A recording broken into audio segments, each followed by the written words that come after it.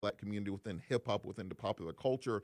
This concept that there's so many men and women, both in the African American community, who no longer look at each other and see beauty and see leadership and see family, see community. We can look at many of the black female celebrities now who, after years of dating black men, end up marrying either a white guy or a Persian guy, um, or they'll say an Arab sheik or billionaire or something like that. It's just this concept of us not being able to find value and validation within ourselves. And to discuss the psychology behind that, we have the Prince of Pan Africanism himself, Dr. Umar Johnson. Dr. Johnson, how are you? Good afternoon, my brother. Thanks for having me on the show. Thank you so much for calling in. I know you've been on a whirlwind media tour.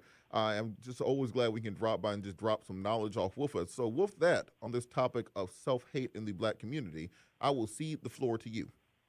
Yes, sir. One of the things that we have to be very, very clear about, post-traumatic slavery disease, like any other mental illness, gets worse over time when it is not addressed. So, for example, if you're an alcoholic, if you suffer from depression, low self-esteem, suicidality, schizophrenia, irregardless of the illness, it gets worse if it is untreated. With that being said, let's look at the fact that slavery ended physically in 1865. So now we're in 2017, 153 years after the close of the Ma'afa. In summer of 2019, less than 2 years from today, we will be celebrating our 400th anniversary, dating from when the first Africans were dropped off in Jamestown, Virginia, August 21st, 1619, to begin several generations of forced servitude. So with that being said, I would argue that the psyche of the American Negro today is worse than it was during civil rights. It is worse than it was during Jim Crow. It is worse than it was during Reconstruction, and it was worse than it was during slavery. Let us be clear about something. The first 200 years of our existence in America, we still identified as African. That's why you have the African Methodist Church, the African Free School, the African self-help organizations, the African newspapers. We knew who we were, and we tried to protect it. But around the 1800s, the turn of the 19th century, black leadership felt that we should disidentify from our Africanity as a way of trying to be amalgamated into the American social hierarchy. It did not work. And that's one of the reasons we've been dealing with all these different labels: black, Negro, Afro-American, African-American, Anglo-African. We even went through about 20 names. And the whole purpose of these names is to try to find a name that white people will accept with the hope that they will accept us. With that being said, two big symptoms of this self-hate.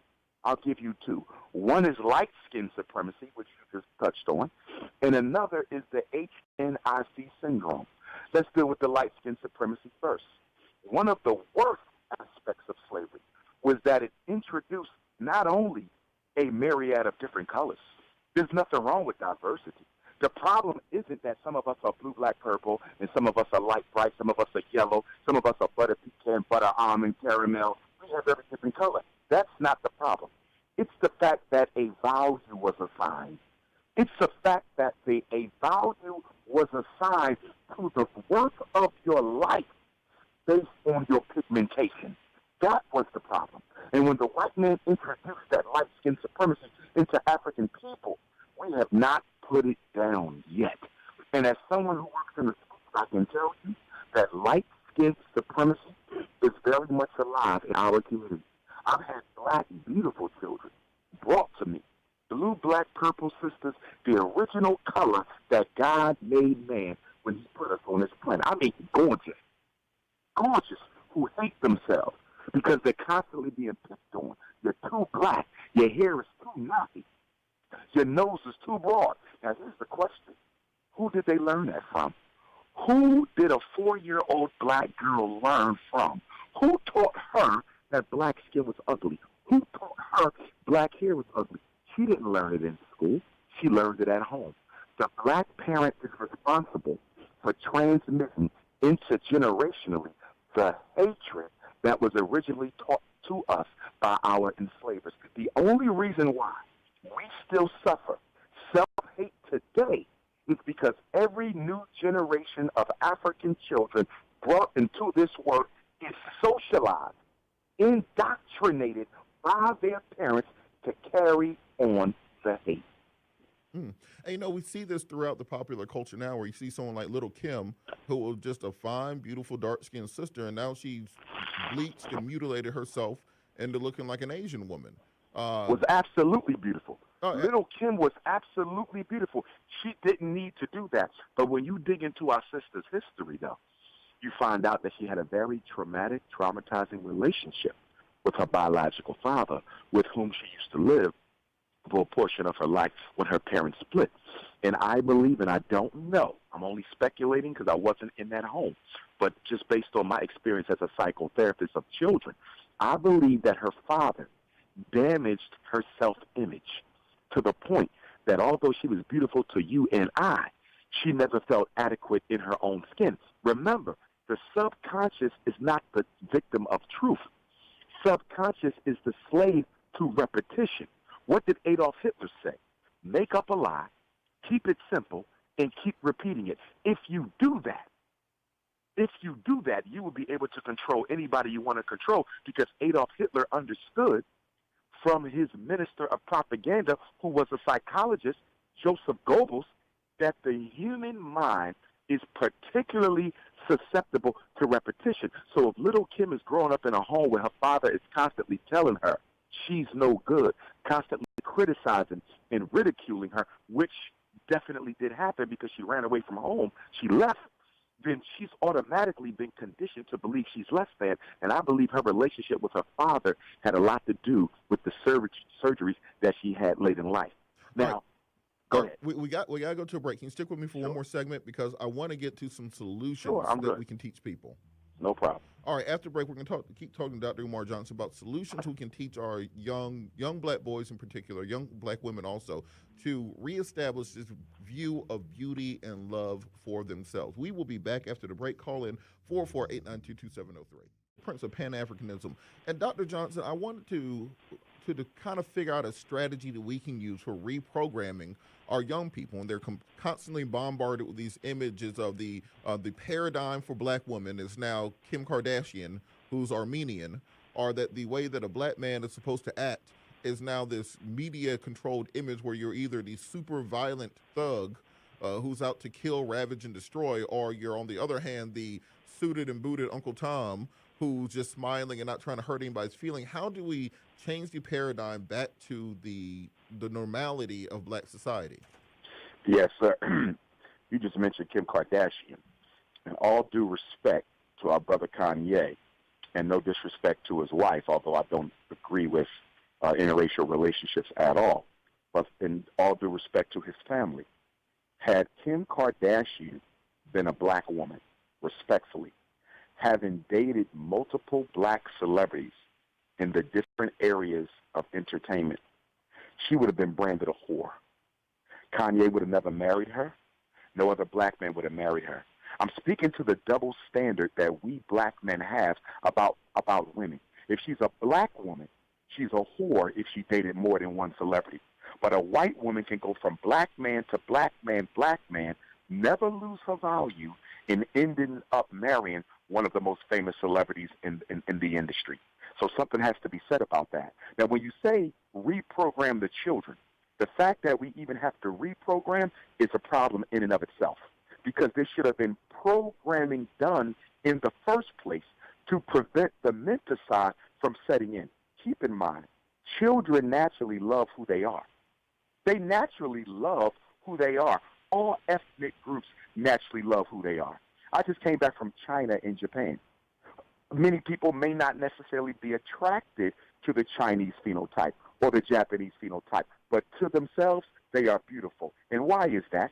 Because every culture creates its own standard of beauty and attractiveness that is directly derived from the spiritual, psychological, cultural, and biological traits of that people.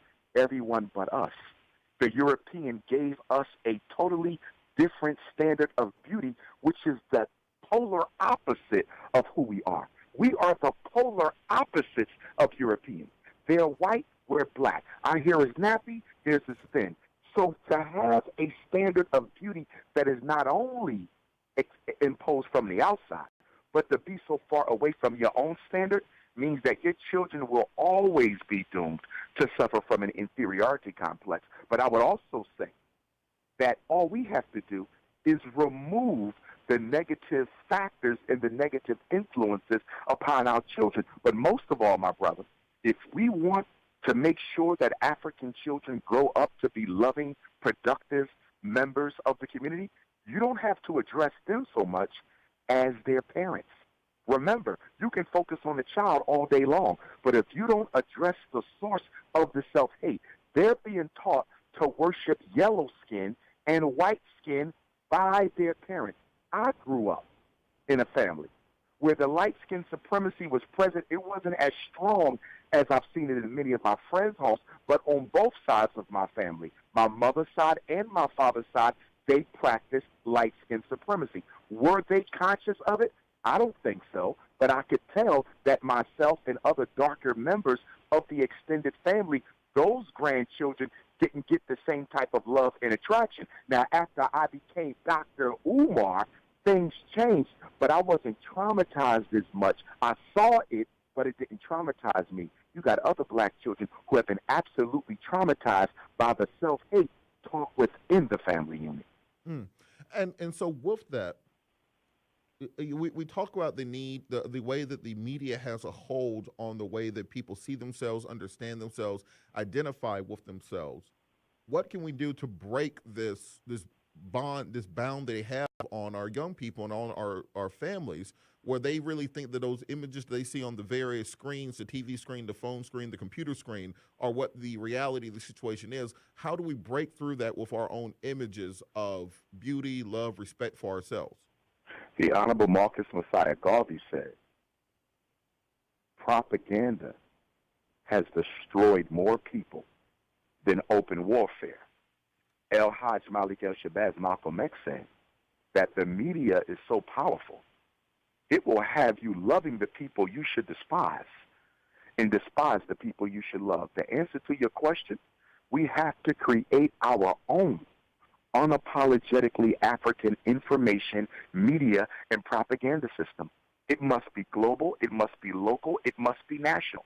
Because the language of the unconscious, and you just said it, images and sound. I don't care how many black history books we give black children. I don't care how many trips to Africa we make with our babies. As long as they can turn on a radio and hear negative images, as long as they can turn on the television, turn on the radio and hear negative sounds, or turn on the television and see negative images, it is those images that will ultimately win out. And why is that? Because the brain is controlled by the images within it, not necessarily the information. And that's exactly why we say a picture is worth 1,000 words. You can read that Jesus was black in 1,000,000 books.